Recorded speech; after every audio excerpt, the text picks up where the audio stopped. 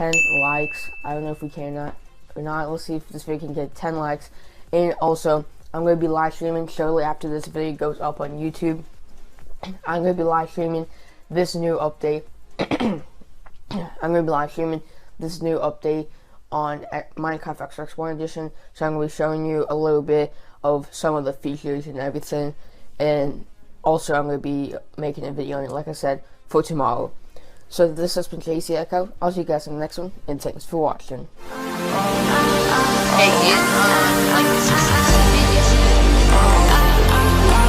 There you have it, guys. So that's the winners. Congratulations to the winners. Great content, great job. Keep it up, guys. And if you did not win this week, that's okay, because I post this every Monday, Wednesday, and Friday. So just stay tuned throughout the summer, and I promise you, if you stay active and you stay throughout the summer, you will win one of these shout outs. You are bound to win one of these shout outs. Alright guys, so if you did enjoy this video, make sure to smack that like button, and please share this video with your friends, because I'm sure you have other friends that have YouTube channels that would like an opportunity to grow on YouTube as well. So make sure you share this video. But anyways guys, it's been the Panda Projector Adam here, and I hope the rest of your day goes fantastic, and I'll see you guys tonight. Let's fist bump the screen. 3, 2, 1, let's go guys.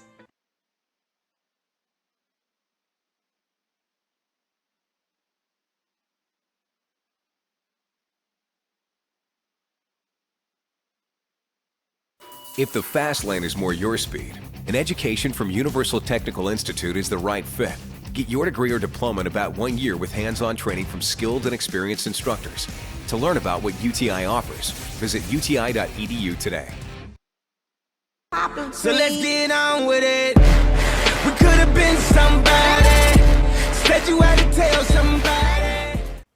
Yo, what's going on guys? It's the Panda Projector Adam here, and I hope you all are having a fantastic day today, and welcome back to another video, guys. So guys, today starts our double uploads every single day. Let's give a round of applause for that, guys, because we are going to be pumping out so many videos, you are going to go crazy. But in today's video, guys, we are going to be reacting to this Asian guy.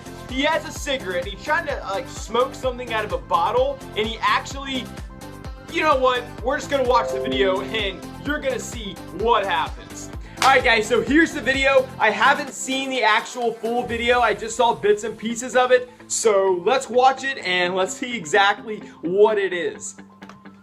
Alright, that doesn't look smart at all.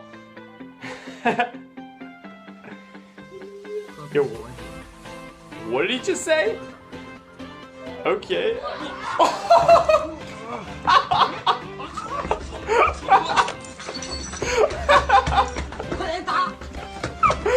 Oh my gosh, yo, it's on his balls. Take it out. Oh my gosh.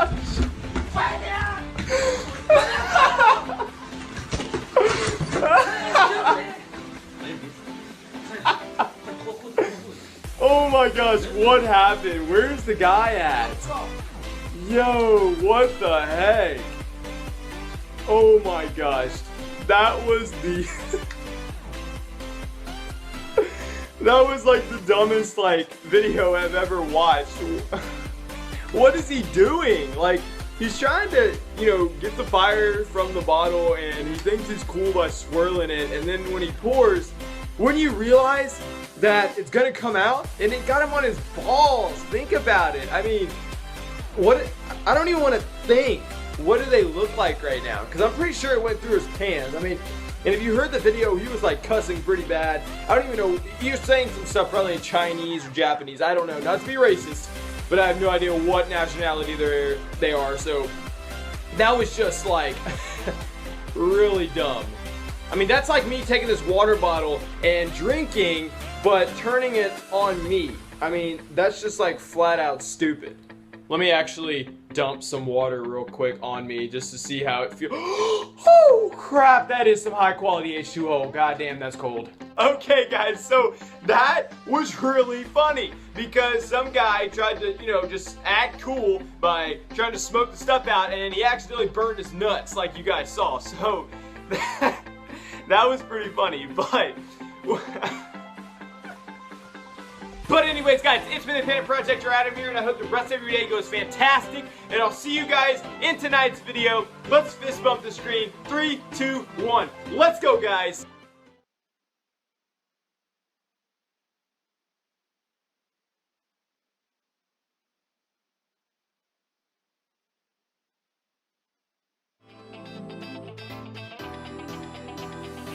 For 7 years, actor Steve Burns hosted Nickelodeon's Blue's Clues. The hit kids show made them feel like they were playing along at home. Steve somehow walked the fine line between weird and endearing, often staring directly into the camera for extreme close-ups to engage his tiny audience. And he was incredibly fond of mail for some reason. But at the height of his fame, the character of Steve headed off to college, leaving the big red thinking chair open for his little brother Joe, played by Donovan Patton. Meanwhile, actor Steve hung up his green striped shirt and khakis and walked away from children's television forever. Blue's Clues lasted a few more years after that, but whatever happened to Burns? We pieced together the clues and solved the case of just who Steve is behind the stripes. Why did he leave the show? The short answer is that Burns left to pursue a music career. The long answer lies somewhere in between his concerns about visibly aging on television and his hopes to make a career aside from being that guy who was friends with talking salt and pepper shakers. On the Blue's Clues 10th anniversary show, Steve explained, I knew I wasn't going to be doing children's television all my life, mostly because I refused to lose my hair on a kids' TV show. And it was happening fast. But he also told MTV, quote, well, is this really what I came to New York to do? Why not quit right when I'm at my peak? Death rumors. Celebrity death rumors are about as common on the internet as cat photos, especially when it comes to stars who play wholesome characters. Death stories are made even more shocking if they include scandalous behavior, like a heroin overdose or reckless driving. Burns was on the receiving end of a lot of nasty rumors that got a lot of traction. It got so bad, he actually went on the Today Show and the Rosie O'Donnell Show to remind everyone he was still alive. He said, we're here to announce that he's not dead. But why would anyone think Burns was a heroin addict in the first place? One source, The Complete Idiot's Guide to Urban Legends, speculates that the story has its roots in a guest appearance Burns made on an episode of Law & Order, in which he played an autistic kid who was mistaken for a drug user. A car crash rumor surfaced later, long after Burns left Blue's Clues. But thanks to the magic of Twitter, he was able to easily dispel that rumor on his own. About that music career. Burns released 2 studio albums, one solo and one with a band called Steve Burns and the Struggle. Neither one brought him anywhere near the stardom of Blue's Clues, but he revealed on the Today Show that he did get to work with one of his musical idols, Stephen Drozd of the Flaming Lips. He got the ball rolling by calling the band's producer, Dave Fridman. I called my favorite record producer. I knew someone who had his phone number. I just called him and said, hey man, you are wonderful. And he said, hey, I just had a Blue's Clues party yesterday for my kid. So I guilted him into listening to my CD, and he called me back and said, let's work on this. He's not worried about money. In the years since he left Blue's Clues, Burns hasn't exactly been keeping his nose to the grindstone. He self-released his 2 indie rock albums, has a few credits on IMDb, and has done only small theater productions around New York. And yet, he owns a custom-built loft in the hipster mecca of Williamsburg, Brooklyn. That's not the kind of home you'd expect from a musician who hasn't held a steady job for a decade. So either Steve has a secret cleaning business on the side, or he's been able to make that blues cash last for an impressively long time. He was one of People magazine's most eligible bachelors in 2000. It's been a while since the year 2000, but if memory serves correctly, women weren't falling all over themselves back then for easily excitable guys with the deduction skills of a grade schooler.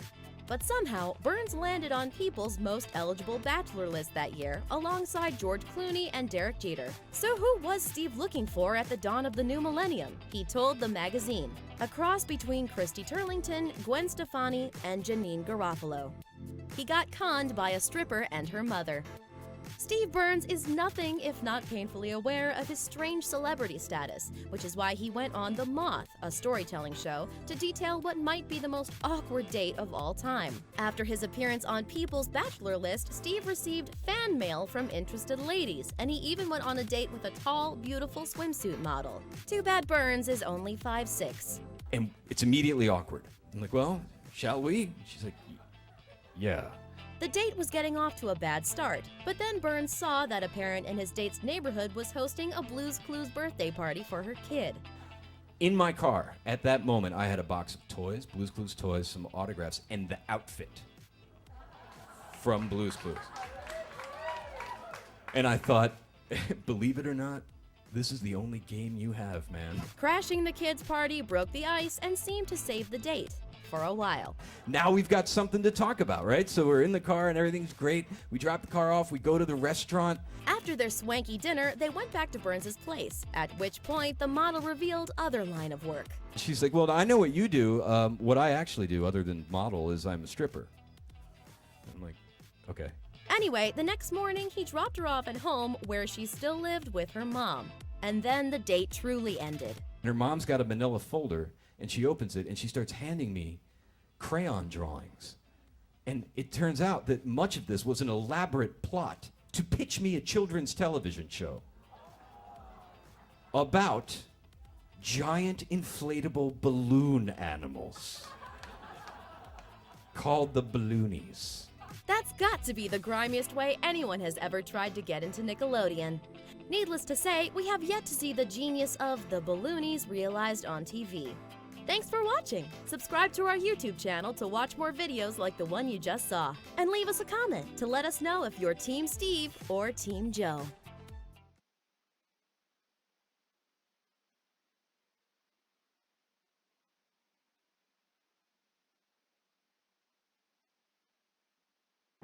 Very rarely does anyone think that I'm Steve from Blue's Clues. We put it in our note because they're whose clues? Blue's Clues. I look so much more like Paul Schaefer. I get recognized as the bass player from OK Go. When I'm in shape and skinny, people think I'm Moby. Everyone always asks why I left Blue's Clues. I was just getting older, you know? I mean, I was losing my hair. It was just time, you know? Sometimes it's funny. It's usually not. Like, I remember when it first happened, my mom called me crying. To be rumored dead for 15 years starts to feel disturbingly like a cultural preference. Like, what did I do? Why do people prefer that I am not alive? The worst one was that I died in a Dodge Charger. That one got me, because, I mean, dude, I would never drive a Charger.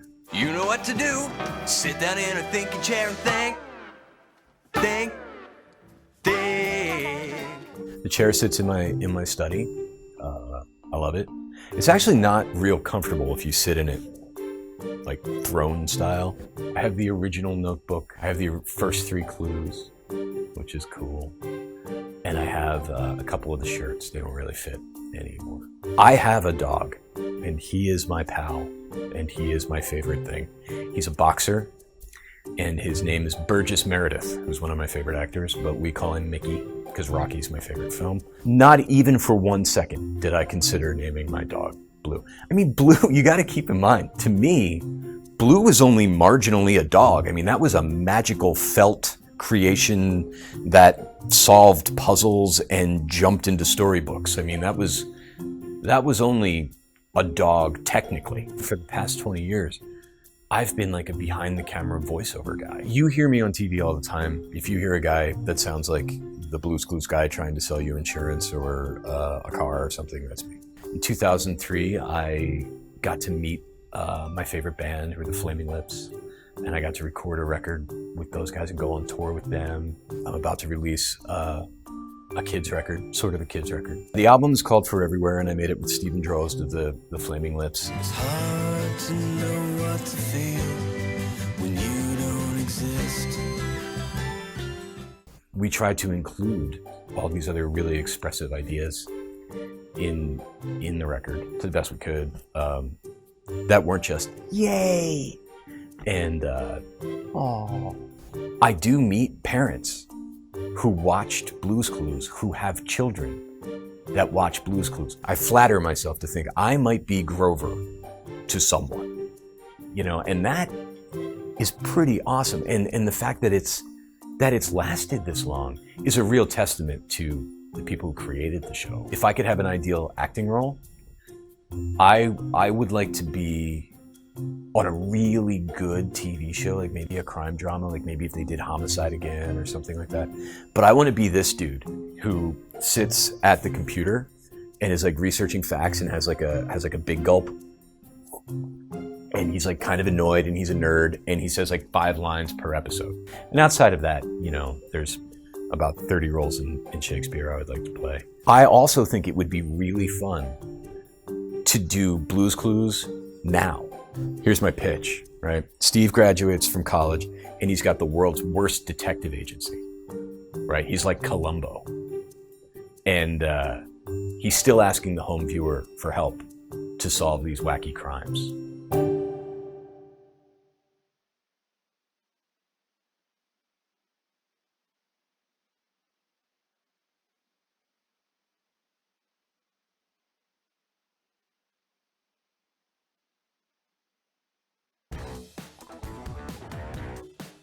It is one of the enduring mysteries of children's television. What in the heck happened to Steve from Blue's Clues, who was the longtime host of the very popular show for kids. And then in 2002, he quit the show and just went off the map, and nobody knows what he was doing. Well, he's back now, and he's making music. I think he's trying to address a kid's audience still, because he's making music. We're going to play a little bit of this song for you. He's making music with a guy from the Flaming Lips. When we come back after this, you're going to hear the song. You're going to love this song. It's called OK Toilet Bowl. Okay, but Steve Burns is going to be with us. Just take a listen to OK Toilet Bowl. Now I'm pooping in the toilet bowl. I'm gonna sit right down and use what I know. Now here I go. I am no longer afraid. Hold on, let's sing along. Proud of The poop that I made. Not going anywhere else. And I do it Not going anywhere else. Okay, this is gold. That is gold, or not necessarily gold, but something close to gold. I love that Steve song. Burns, we found him. We finally found the Blues Clues host, former Blues Clues host, Steve Burns. Thanks for joining us on TMZ Live, man. Oh, hey, thanks for having me. That should win an Oscar. I can see why why fans of the show have missed you. And so you're making music now with Steve Droz from Flaming Lips. And that was that the first song you guys did when you got together? No, that was like maybe 3rd or 4th. Oh, we all call right. that a song. We call that a song about courage. It is a courageous song. How so? It is, Well, yeah. What I miss? How so? Well, because it's about that age group. That's a big fear of theirs, actually, and we wanted to address that. Hey, before we get into this, into the present, what happened to you? What do you mean? You disappeared. 15 You're not years. David Copperfield. I've been right here, dude. You know, I've always been kind of a private guy, I guess. And after the show, really what I've always done is I've always been a voiceover guy. And that's what I did before Blues Clues. That's what I did during the show. That's what I've done for the last 20 years. Blues Clues, to me, is the thing that seems like the anomaly. Okay, and look, I'm certainly was too old for Blues Clues, and Yeah. as was Harvey. But there were people in the room this morning who were just dying to hear from you. Like, where has Steve been? Are you surprised at how much people missed you when you left the show? Did you think it was going to have that kind of an impact? No, and it is really wonderful, I have to say. Like, the further away I get from it, the more sort of precious and amazing it becomes. Like, I've recently met people who grew up on the show that have kids that watch the show now. And that's really amazing. And when I think of like Grover, what Grover meant to me, like the concept that I could be somebody's Grover. Right. You're is in so that. awesome. You're in that conversation now. Big Bird, That's awesome. Grover, Elmo, Steve Burns. You're all right That's there. awesome. So That's tell me great. why you got together with Steve Droz from Flaming Lips and going back to kids music. What's the goal here? Steven and I worked together on an album I did in 2001 for Grown Ups, and I went on tour with the Flaming Lips for a while. They've always been my favorite band since 1999, and he and I just became really fast friends, honestly. And Nickelodeon asked me to write a song about a groundhog. There he is, dude. And look at that, like that's pretty kid friendly right there. That is. So we wrote a song about a groundhog together, and it was so much fun that I think in the middle of writing that song, we said, we need to make a whole kids album together. And we did. Steve, I've been told we have to see what you have behind you there because... Oh, yeah, check this out. For those of you who did watch Blue's Clues, they gave me the original thinking chair. Oh, wow. Wow. And my actual dog. And I was going to say that the dog is not from Blue's Clues. That's your actual dog. That's my actual dog, yeah. And he's kind of commandeered it. Well, look, that's awesome. We don't have a whole lot of a lot of chances to get voiceover people on, but I have to say I've always envied people like you. I think it is the best job in show business. You know, I think you're right, Harvey. I think it always has been like the coolest gig. And again, like I'm kind of a private guy, and like it's, you know, I don't even have to wear pants if I don't want to go to work. It's great. Good. By the way, and that's not an overrated concept. True. Not having to put on pants. That's the goal every day. Okay, hey, Steve. Steve, good luck, man. Thanks for joining us, and I'm glad we've solved the mystery for everyone. All right, thanks, guys. Have a good one. Thank you. By the way, later in the show, we have to play the poop song again. He has a great voice. It's a great voice. He has a I can see why he's been doing voice. it. I want to hear that poop song again. We're TMZ. If you like our vibe, click on that button and hit subscribe. We'll send you more.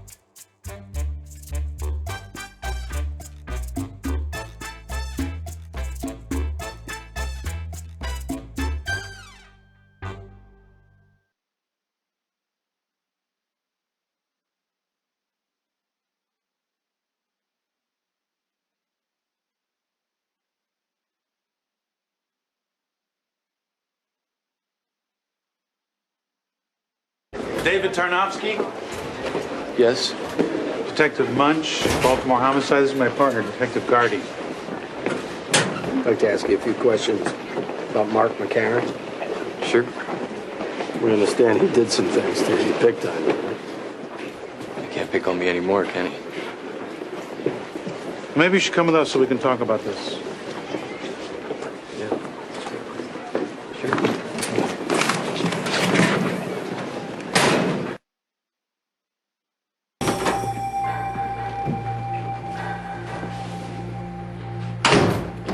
Who's on the other side? Nobody. No one's looking in? I know what this mirror's here for. They make you nervous? No. Why don't you have a seat over there on the other side of the table? Take a load off.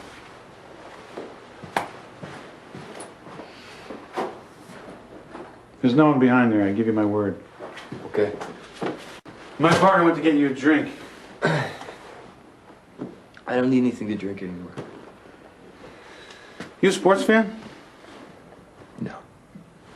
Yeah, me neither. Maybe a little baseball. Here you go, David. Thank you. So, it's been a crazy couple days over Mencken High, huh? Yeah, wild. All the newspapers and sports stations are coming into the school. You know Mark McCarran? This doesn't taste right. I can get you something else. Nah, sorry. No, you sure? It's not a problem. Yeah, I'm just commenting. I'm not complaining. So, it's been a wild day at school today, huh? Yeah, we didn't have any regular classes today. Everybody's talking about what happened. It'd just be good to have things regular. What were they talking about? About how cool McCarran is. Yeah, I hear he wasn't such a cool guy. Him not cool. He isn't. No one is. The guy's a god. We hear he had a pretty nasty streak. You know Danny Lynch? Yeah, I see him around school. He says that McCarran used to go after him. How about Philip Grimes? You know, I did hear that Philip had a problem with McCarran, but, you know, it's high school. Bad stuff happens. Something real bad happened to McCarran. He deserved it. You know about your rights, David. I gotta advise you at this point that you can have a lawyer present. We also called your dad. He's coming here? Why'd you do that? Part of the job. Well, what are you gonna tell him? What do you want us to tell him? Nothing. He doesn't know. He doesn't know what, David? Anything. About how McCarran would pick on you? How he humiliated you? He'd bully you, wouldn't he? Danny Lynch and Philip Grimes told us all about it. Every day, huh? Not every day. I gotta tell you again, you can have a lawyer here. What? You want to protect me? What's the lawyer gonna do? He's gonna take a beating for me? You are? I'm protected. Now. Now. I don't want a lawyer. Took a lot of garbage from McCarran, didn't you? What's a lot? You tell me. He'd take his class ring and turn it inside. Whack me open-handed in the back of my head. That make you mad? It wouldn't you? Yeah. What would you do? I think about ways to get even. Oh, you'd get even. You'd go against him, right? You could talk like that because you weren't there. You didn't go to anybody about this? Yeah, I tried. I went to the principal. She tells me I'm exaggerating, that I should avoid McCarran. But how do I do that? He's the hero of the school. He's got a right to anything. He's got more than rights. He's the guy who makes up the rights. You couldn't talk to your dad? I wanted to, but I'm thinking, what's he gonna do? I tell him and he's gonna go after McCarran. What if McCarran beats my dad up? In front of everyone. How do I live with that then? I ain't gonna let that happen. My dad, he's like me, he ain't got a chance. You couldn't talk to your friends about it? Who'd want to hang with me? You get smacked around, they might too. You know, huh? I know. He has his buddies hold me down in the locker room, and they strip my shirt and pants off. Everything's off. I'm naked, all right? And he takes strips of athletic tape and plasters them to my short hairs. And then he rips the tape off. And then he goes and him and his friends, they carry me, and they throw me into the girls' locker room where all these girls from my homeroom, they're showering from gym class. And it ain't so much that he does that with the athletic tape, but then all the girls gotta laugh at me too. Girls gotta laugh at me too. Girls gotta laugh at me too. I go home, I get my dad's gun, and I find McCarran, and he's there in the shower, he's getting all clean, ready to go out and have himself a good time. And he sees me. And all I want to do is show him the gun. And maybe I can scare him. Maybe he'll think before he tries to do anything else to me. And I don't want to shoot him. But when he sees me, and I'm holding the gun, and I've had the gun before in my hands, because some nights I'm thinking I could just stop it all myself. I could just shoot myself. But I can't. But I don't know why. So I just want him to know that I'm serious about all this crap ending. I point the gun at him. He knows what's going on. And what does he do? He smiles.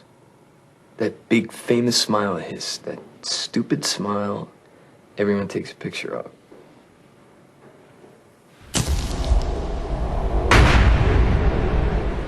And I don't remember what happened next. But I can still see him. He's not smiling anymore. I appreciate you getting me something. I've been thirsty all day. No matter how much water and stuff I take, I just need a lot to drink. Where's it gun? My father's closet.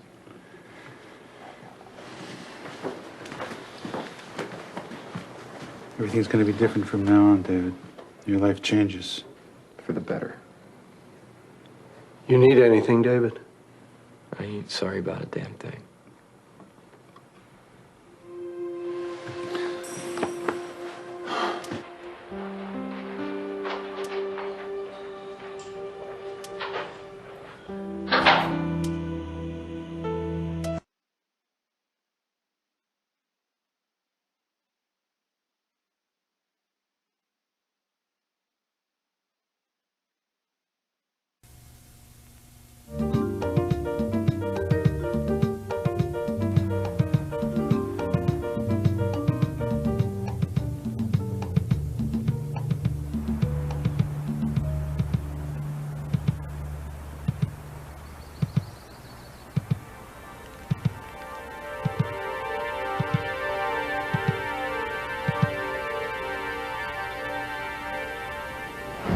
All right, come on, Amazins. Here we go now. 3 more outs. That's all we need. Bottom of the ninth, Billy. This is it. Come on, Jesse. Check it out, Billy. I bet you Keith Hernandez, he wasn't sitting around watching TV with his old man all day. Rest assured of that. Mookie Wilson either. I tell you what, Billy. Daddy's got to check his ponies. Why don't you go down the corner store and get him a paper? All right? And don't dilly-dally now. Oh, and get your ice cream on the way back. Come on, baby. One more now. Here we go. What are you thinking? Jesus. I just see him standing there. Like, he's hiding. I'm like, I know all the tricks that people have. I see him hiding. I go to the right, huh? I go to the right. And he's still just standing there. Like, we start brawling it out. I'm like, dude, you really don't want to do this. I knocked him off. I went for his bed. I destroyed his bed. I'm like, this guy's gonna try to sneak out somehow. Maybe go for my bed with maybe an extra pickaxe or something. So, like with the extra diamond pickaxe. So I'm like, I'm gonna have to be careful about my choices. So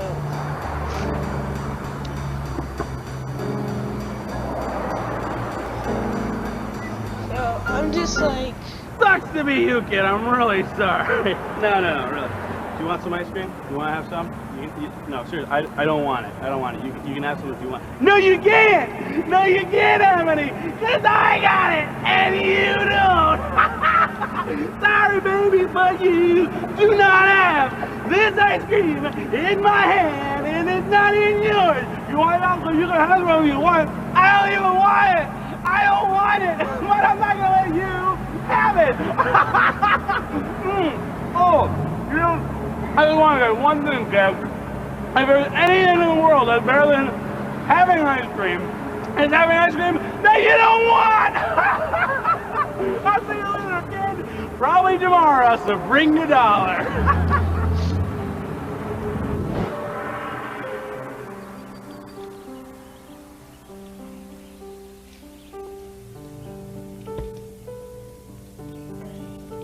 oh shoot. Dollar.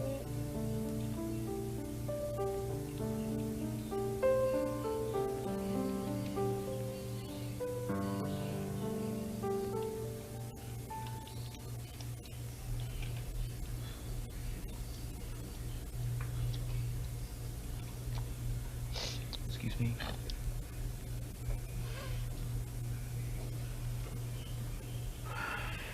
I found some money lying on the ground outside. Congratulations. No, I want to return it. To me? No, to its rightful owner. How much? How much what? Money. How much you find? $1. Get the fuck. $1?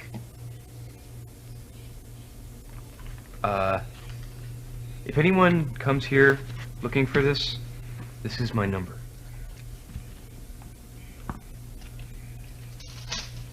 Okay.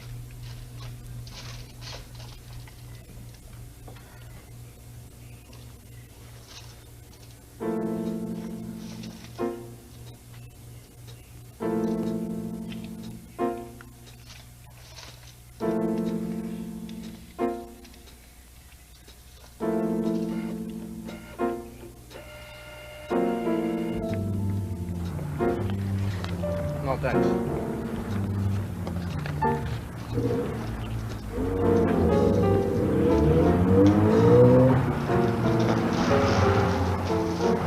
Hi, John Dollar on 5th Street. What do I have?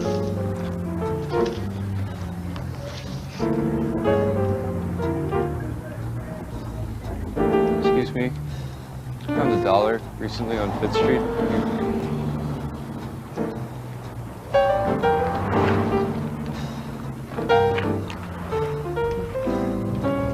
Buck ain't getting you anywhere, baby. What? You got 5?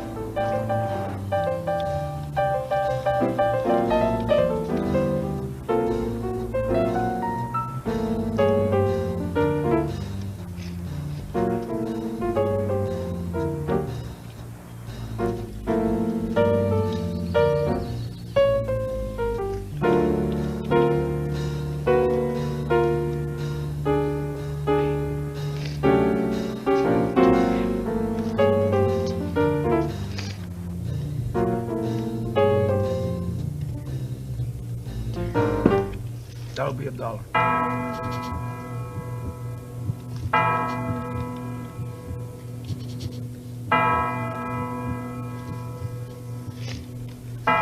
$1.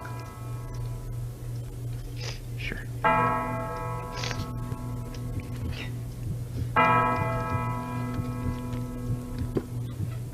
Thank you.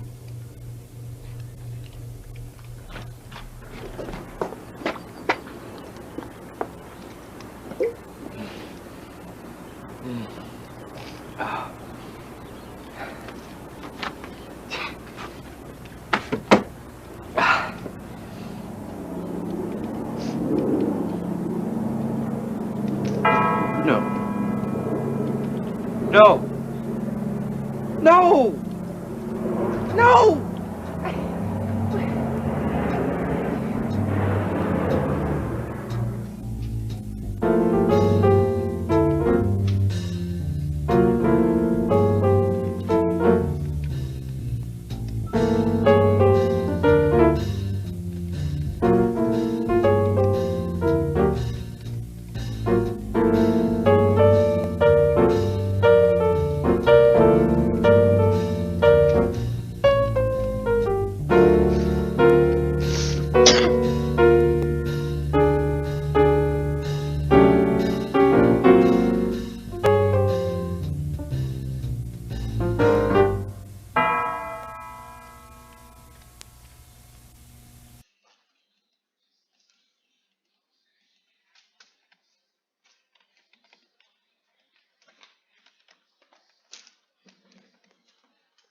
Dial.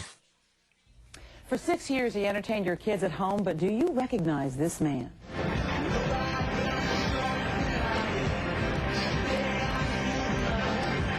Maybe you need a clue? We put it in an open blues, blues, blues. You know what to do.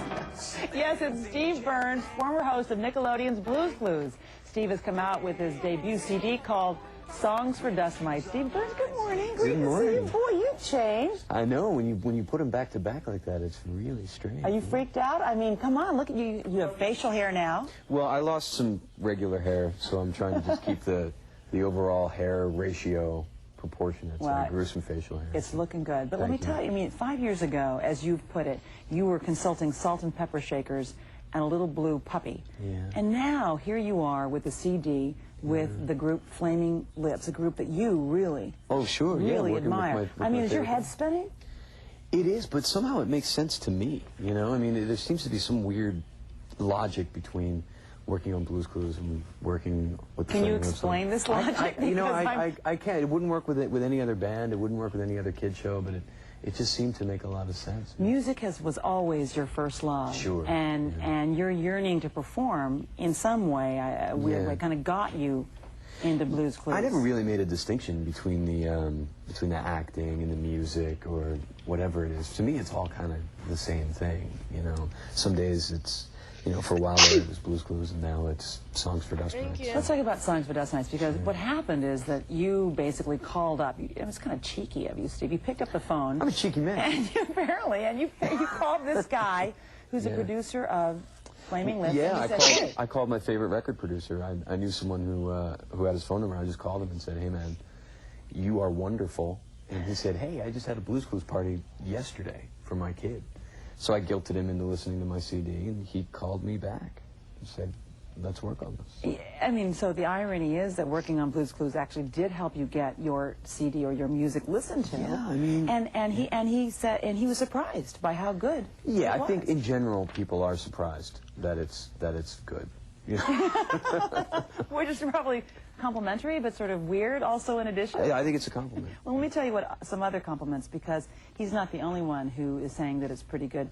We've got here Newsweek writing, "Here's the weirdest thing. It's really good. The alternative press says it's so good that it phoned you to give you a spiritual high five. Whatever that is, it's positive." Yeah, that's right. And so, how are you reacting then to this kind of good feeling about your work?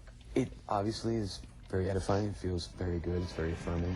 But, you know, it's really not up to me. Like I work very hard on the record, and it does represent my best efforts, and I'm very proud of it. But past a certain point, it's not up to me and other people. It's up to people like you. It's up to people like those very kind words. So I mean, we're hearing some of the background here. Yeah, that's me. I mean, this is serious. That's Stephen rock. Droz from the Flaming Lips right there, playing the drums. He's a wonderful drummer and a good dude. Let's talk about the kind of music. The best way to describe it is about science and love. I call it sweet-sounding songs about science and love. When you think about, well, let's talk about this. Were you afraid after 6 years on Blues Clues that people would not take you seriously? You know, I don't think Blues Clues has caused any sort of credibility deficit. I think that's an amazing children's television show, and it is, and it's a wonderful show. I'm incredibly proud to have been even involved in it. And, you know, I think coming from Kids TV it just makes the story more interesting. Some of those kids are now old enough to probably buy this. Not really. No? Not really. And if your 4-year-old is really into nanotechnology, then they'll love this CD. But I didn't write it for kids. There's one video that you have, a music video, though, it really is going to turn some heads because it shows your character, you, I guess, you know, what, looking like you've been a victim of violence there with that near black eye, some smoking going on, some... I'm not smoking, you know, I'm but smoking. some people are smart smoking, and there's some kind of... Well, this is more just an everyman thing. This is just the classic angel and the devil on the shoulder morality play. The guy in this video is just like everybody else, and that's the point of the song. But it must be kind of fun now to be able to be who you really are, and not have to live kind of a squeaky clean image, you know, as you did for kids. And it's weird. And it's weird because, I mean, I'm sure you go through the same thing, that it's people expect you to inhabit the same moral construct off screen as you do on screen.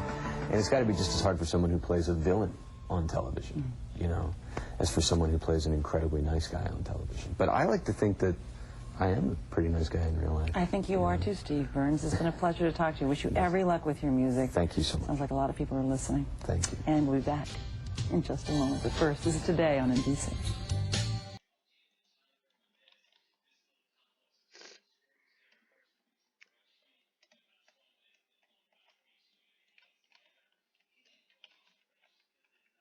With a completed pilot in the can, Team Blue headed back to school. We went to preschools first thing that next morning at like 8 o'clock in the morning. By that third clue, kids were on their feet pointing and screaming.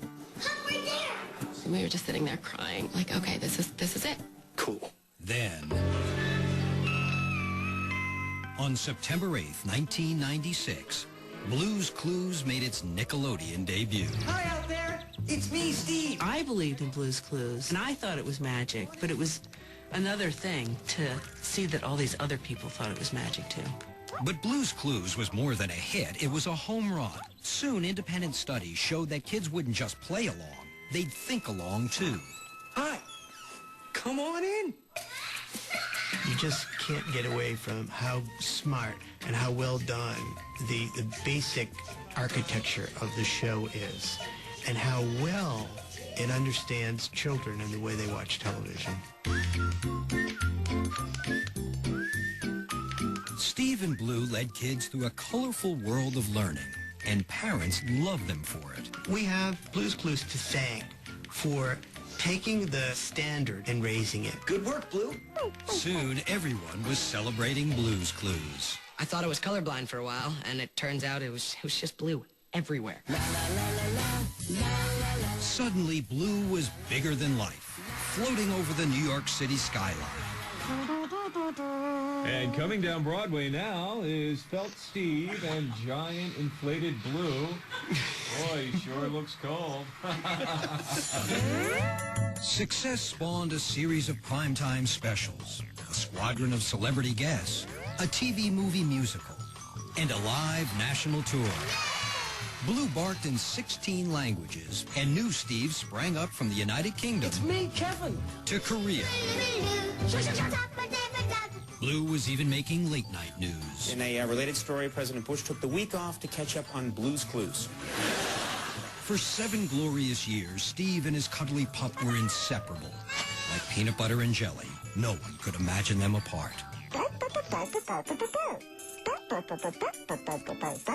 And then, The world of toddler TV was rocked. After nearly 100 episodes and at the pinnacle of his fame, Steve made a shocking announcement. He was leaving the show. Uh-oh. We just lost our breath. We didn't know. We called Steve and we said, "What are you doing? What are you doing to us? Never mind you." What? Huh? He said he was leaving to pursue a music career, but the tabloids didn't buy it. And soon rumors of Steve's demise were flying. I heard some wild rumors of why he left, and, won't go into them because they were crazy. I did hear these rumors that Steve was dead, and I was freaked out. The rumor mill surrounding me has always been really strange. No one can figure it out. People were calling me up going, "Did you hear Steve died from Blue's Clues?" I'm like, what? It was ridiculous, so he had to go on the Rosie O'Donnell show to prove that he was still breathing. I said, "We're here to announce that he's not dead." But Steve did have a secret. What is the secret reason? And now, in a Nick Jr. exclusive, he reveals the bald truth about his departure. I knew I wasn't going to be doing children's television all my life, mostly because I refused to lose my hair on a kids' TV show. And it was happening fast.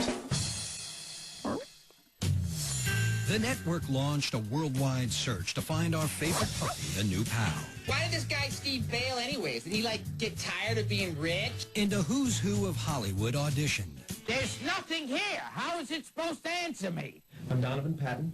But it was a 24-year-old unknown actor who snagged the role, even though he didn't have a clue about Blue. I was picturing this dog with a soul patch and a saxophone. Yeah. Oh, I thought it was about the blues. Steve? What's Blue's Clues?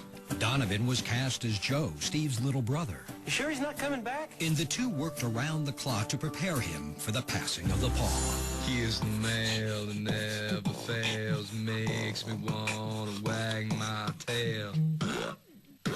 Male. Thanks again for all your help. In April 2002, Steve skidooed to college, leaving Joe in charge. Have fun playing Blue's Clues with Joe. Bye. Bye, Steve. Bye, Joe.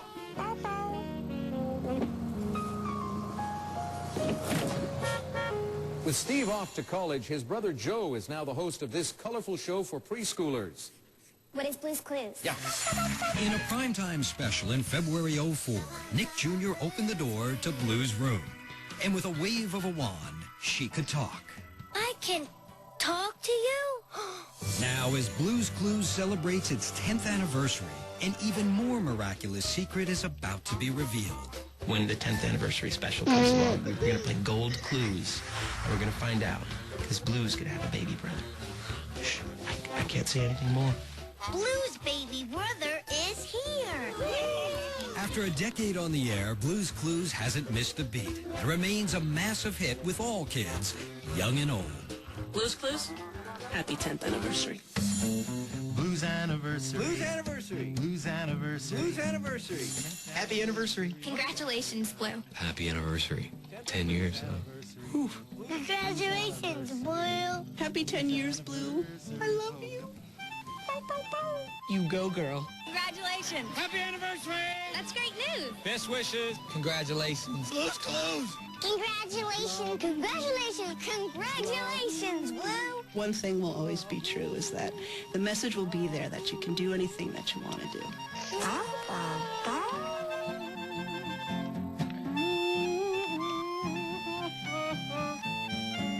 Blues anniversary program.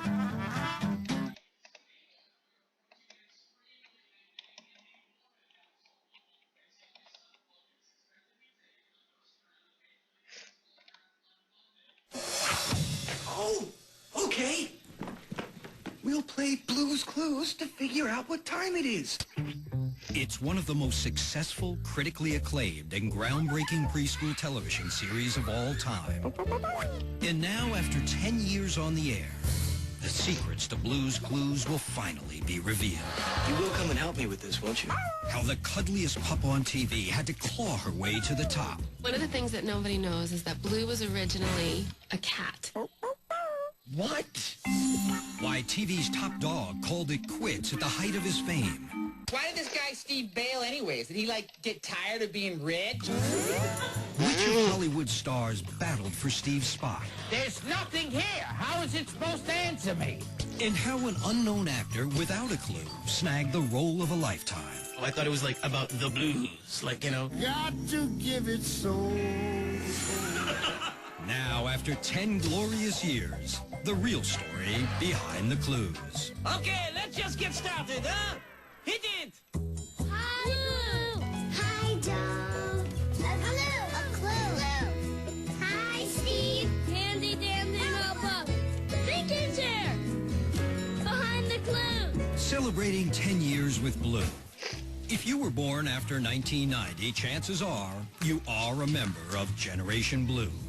We can do anything that we wanna do. We used to sing along to that song even in 5th grade. Shouldn't have said that.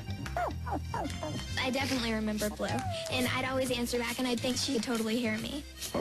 And if you became a parrot anytime in the last decade, chances are that you love Blue too. If you don't know what Blue's Clues is, you've been living under a rock. Because there's shirts and toys all over the place. It encourages kids to think and to be smart, and, you know, the dog Blue was a hit at our home from day one. What most people don't know is that behind Blue and her clues, behind Mailbox, Mr. Salt, Mrs. Pepper, and their entire condiment family was a very green creative team. They were all babies. You know, they were fresh out of college, and I just had to trust them. Nick executives charged the young trio with a special mission: create a game show for the network's youngest viewers. We do believe that kids come to TV with an active mind. We had done so much research to create games where the kids at home feel like they're playing along. Blue was born high above New York's Times Square in a cramped conference room in the summer of '94.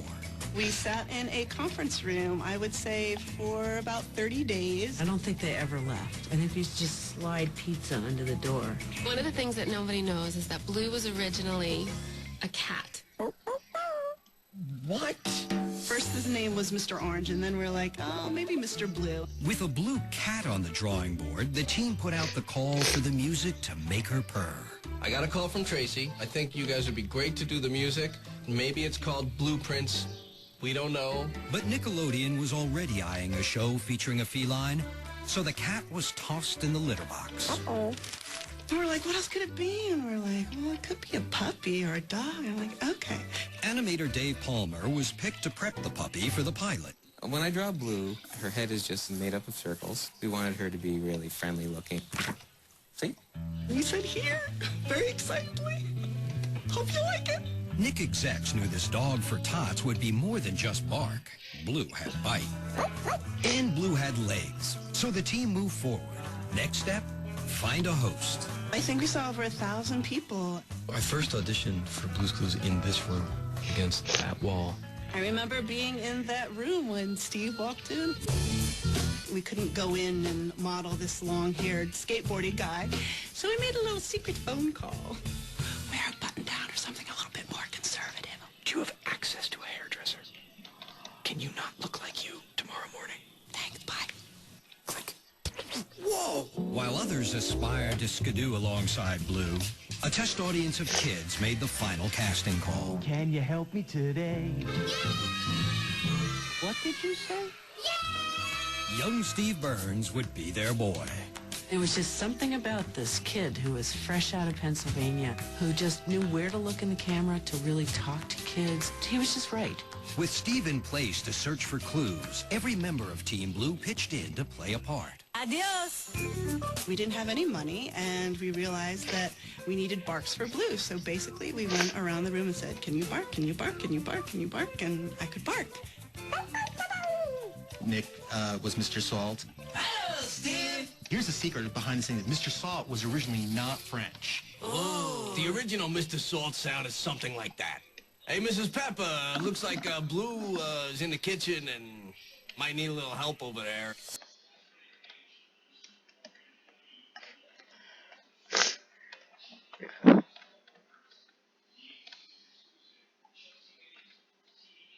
With a completed pilot in the can, Team Blue headed back to school. We went to preschools first thing that next morning at like 8 o'clock in the morning. By that third clue, kids were on their feet pointing and screaming. And we were just sitting there crying, like, okay, this is it. Cool. Then, on September 8th, 1996, Blue's Clues made its Nickelodeon debut. Hi out there. It's me, Steve. I believed in Blue's Clues, and I thought it was magic, but it was another thing to Yes, see that 2 all these in a other people row. thought it was magic too. Oh, But Blue's guys, Clues you're was more watching than me a the whole hit. It time? was a home Oh, run. hi, Soon, guys. independent Well, studies guys, showed that's that the kids end of wouldn't the just video play here. along. Enjoy it. They'd think Smash along, that like too. button for more. I'll see you later. All right, peace.